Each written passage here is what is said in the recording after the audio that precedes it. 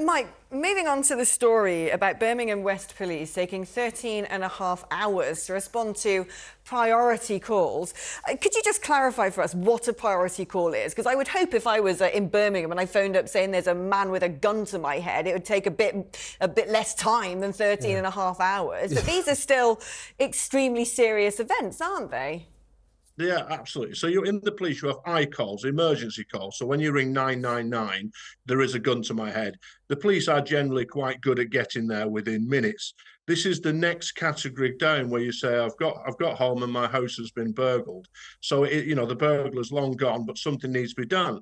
But again, if somebody rings up and says, my husband is, a partner has beaten me up very badly and he's now left the house and run away somewhere, the police should be there much quicker. And of course, if somebody has been burgled and you turn up 13 hours later, it's far more likely that any fingerprint evidence or footprints or anything like that, which is outside and exposed to the weather, will be lost. And it's simply not good enough. I mean, what the police have tried to do, I know what Sir Mark Rowley has done in London, is he has cut back on how many of these mental health calls that the police have to attend, thereby freeing up officers to get to burglaries and robberies and rapes and the like.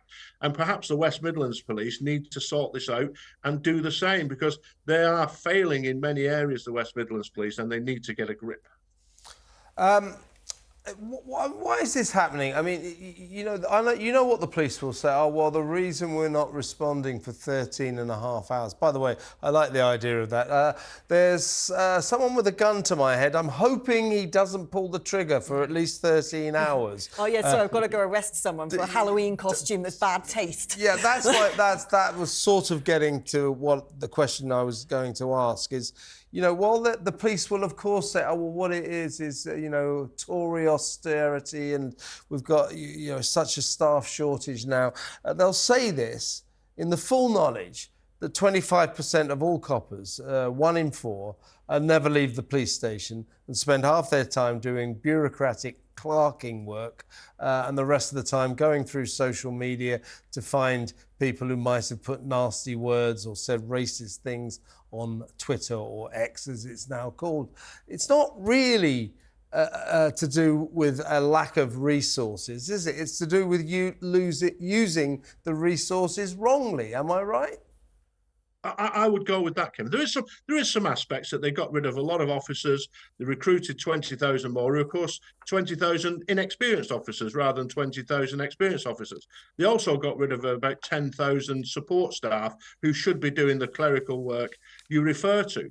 But I agree with you. So when we see Lawrence Fox having 6 or 7 officers stomping around his house searching for something we don't really know what, when we see a young girl with about 6 officers there and she's arrested for saying that one of the officers looks like a lesbian grandmother, the public are rightly going to ask, why is it that when my house is burgled, then nothing happens? And what you find is that the more average you are, the more white you are, the more sort of working you are, the more male you are, whatever. If you're boring, you get the worst service. This is the problem. So unless you trump some cards to say this has been done for some politically correct reason, something that the police are interested in, then you'll get a worse service. And of course, the people who are average and boring are usually the ones who pay the most tax.